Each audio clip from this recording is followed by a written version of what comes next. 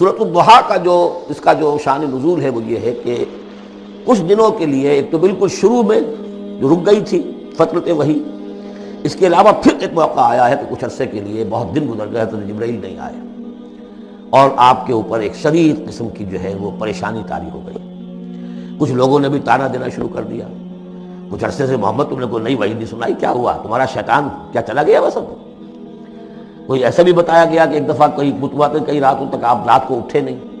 تو کہا وہ تمہارا شیطان تمہیں چھوڑ گیا ہے۔ کوئی ساتھ کے رہنے والی عورت جو تھی کہ رات میں نے سنی نہیں تمہاری جو پڑھنے کی جو تم پڑھا کرتے تھے، شاید شیطان تمہیں چھوڑ گیا ہے۔ خود آپ کو جس قدر ایک اشتیاق رہتا تھا کہ وہی آئے اور آپ کی وہ روح کو جو ہے مزید اور غذا اور تر و تازگی جو ہے وہ مسلسل ملتی رہے، اس کی وجہ سے یہاں تک آتا ہے کہ حضور فرماتے ہیں کہ اس درجے میں رنج اور غم میں تھا کہ میں سوچتا بربنائے طبع بشری، اس درجے حضور کے اوپر جو ہے یہ شاخ گزر رہا تھا کہ وہی کیسے بند ہو گئی۔ اور اس میں یہ بھی تھا کہ اللہ ناراض تو نہیں ہو گیا، کیا مجھ سے کوئی خطا تو ایسی نہیں ہو گئی، یہ سبب کیا ہوا ہے؟ یہ ہے وہ کیفیت کہ جس کے اندر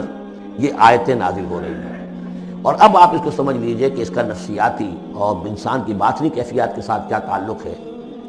انسان پر دو طرح کی کیفیات طاری ہوتی رہتی ہے، جیسے میں نے پہلے ایک دفعہ آپ کو بتایا صدیق اور شہید کے درمیان جو فرق ہے بنیادی، کہ کچھ بنیادی طور پر لوگ ایکسٹروورٹس ہوتے ہیں، کچھ بنیادی طور پر انٹروورٹس ہوتے ہیں۔ ایکسٹروورٹس کھیل کود بھاگ دوڑ، لوگوں سے ملنا جلنا، گفتگو ہے، اسے دھکا دے دیا، اس سے مذاق کر لیا، اسی میں وہ خوش رہتے ہیں، بڑے مگن رہتے ہیں، تنہائی انہیں کاٹ کھانے کو دوڑتی ہے۔ اور ایک انٹروورٹس ہوتے ہیں کہ وہ مجلس وغیرہ کو نہیں ہوتا، اپنے تنہائی میں کہیں بیٹھے ہیں، غور و فکر کر رہے ہیں، سوچ بچار کر رہے ہیں، انہیں وہ مجلس سے زیادہ اپنا گوشہ تنہائی جو ہے وہ زیادہ عزیز ہوتا ہے۔ تو یہ دو مزاج اللہ نے بنائے ہیں۔ اسی طرح ہر انسان کے اوپر آلٹرنیٹلی کچھ کیفیات آتی ہیں جس کو ہم کہتے ہیں میرا موڈ آف ہے، ایک طرح قبض سا ہو جاتا ہے طبیعت میں بندش سی ہوتی ہے، کسی وقت اسی شخص کے اندر پھر انشراح سا ہو جاتا ہے، پھر ہنسنے بولنے کو جی چاہتا ہے، گفتگو کرنے کو جی چاہتا ہے۔ تو یہ کیفیت جب انسان کی روحانی زندگی سے متعلق ہو جائے تو اس کو پھر صوفیہ نے نام دیا قبض اور بسط۔ کبھی طبیعت میں انشراح ہے، انبساط ہے، طبیعت جو ہے وہ آبادہ ہے، ہر چیز میں روشنی کا پہلو آدمی دیکھ رہا ہے، ہر چیز کے اندر آپ کو معلوم ہے ایک تاریک رخ بھی ہوتا ہے کسی معاملے کا اور روشن رخ بھی ہوتا ہے، اس وقت انسان روشن رخ کو دیکھتا ہے۔ اور ایک وقت میں آتا ہے کہ طبیعت میں بندش سی لگ گئی ہے، جیسے اندر کوئی پکڑ لیا کسی نے، اب طبیعت جو ہے وہ بھی اپنے اندر وہ انقباض محسوس کر رہی ہے، اور پھر آدمی پیسیمسٹک ہو جاتا ہے، نا امید سا ہوتا ہے، پھر اسے ہر معاملے کا تاریک پہلو زیادہ نظر آنے لگتا ہے۔ تو یہ قبض اور بسط کی کیفیات ہیں۔ جب کبھی قبض کی کیفیت ہو، قاضی ثناء اللہ پانی پتی رحمۃ اللہ علیہ نے تفسیر مظہری میں لکھا ہے کہ قبض کی کیفیت میں اس صورت کا پڑھنا تریاق ہے، جس طرح حضور صلی اللہ علیہ وسلم کے لیے گویا کہ اس وقت جو وحی کا بند ہو جانا تھا وہ گویا کہ ایک طرح کے انقباض اور قبض کی کیفیت پیدا ہوئی تھی، اس میں اب اللہ تعالیٰ فرما رہے ہیں والضحیٰ، قسم ہے دن کے دھوپ چڑھنے کے وقت کی، واللیل اذا سجا، اور قسم ہے رات کی جبکہ وہ چھا جائے یا ساکن ہو جائے، سجا کے دونوں معنی ہے سکون۔ اب دیکھیے ان دونوں کو کیوں لائے،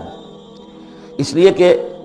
صبح ہے، حرکت ہے، برکت ہے، چلنا ہے، دوڑنا ہے، ہر شخص جا رہا ہے، ادھر جا رہا ہے، ادھر جا رہا ہے، رات کو سکون ہو گیا،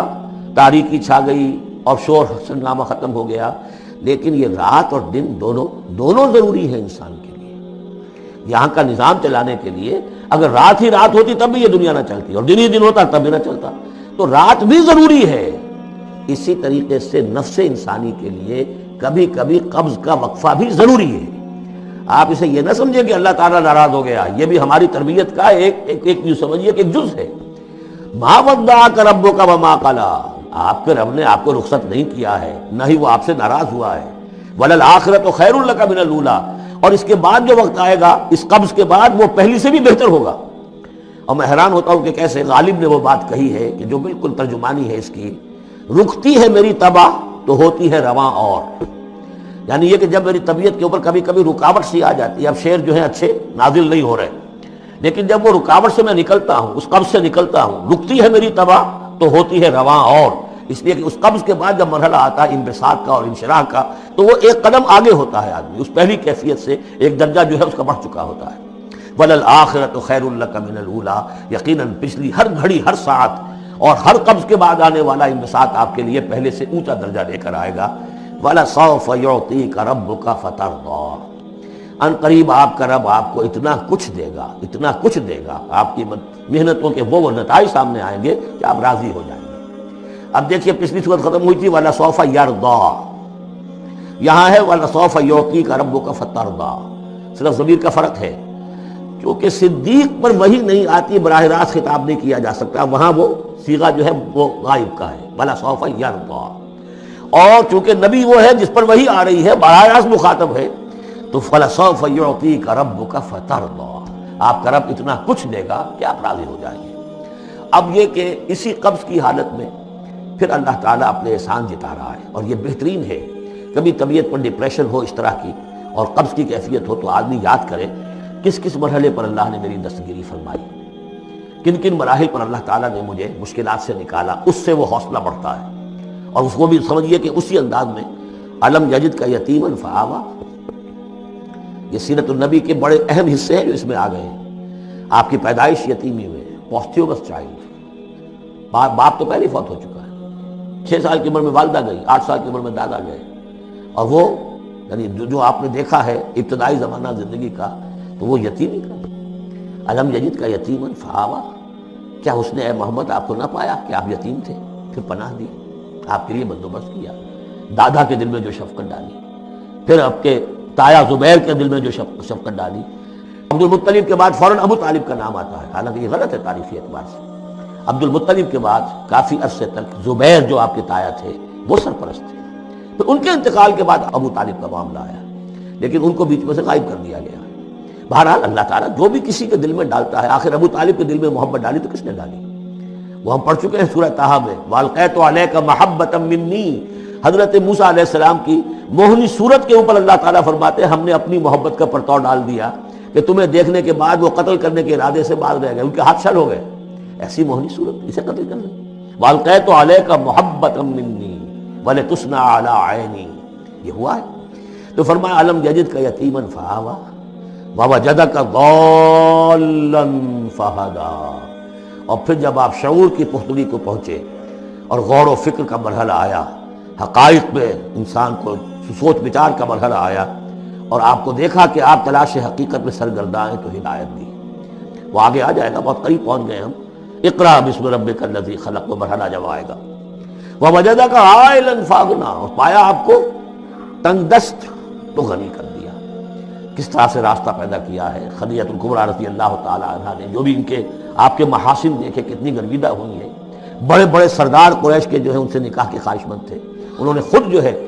اپنی لونی کے ذریعے سے پیغام دیا ہے حضور کو۔ تو یہ ساری چیزیں جو ہے ان کی ساری دولت جو ہے وہ پوری کی پوری انہوں نے لا کر حضور کے قدموں میں ڈال دی ہے۔ وَوَجَدَكَ عَائِلًا فَأَغْنَىٰ فَأَمَّا الْيَتِيمَ فَلَا تَقْهَرْ،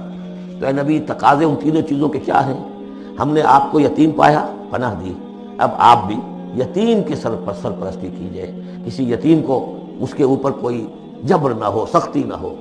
وَأَمَّا السَّائِلَ فَلَا تَنْهَرْ، اور آپ جب کہ تلاش حقیقت میں سرگرداں تھے تو ہم نے آپ کو ہدایت دی، اسی طریقے سے اب آپ کو بھی کوئی شخص سائل بن کر آپ کے پاس آئے، سوال کرے، اسے جھڑکنا نہیں ہے۔ اسے جو بھی سائل دونوں طرح کے ہوتے، سوال کرنے والا کوئی علمی سوال اور سوال کرنے والا کوئی مالی دولت، مالی مدد کے لیے۔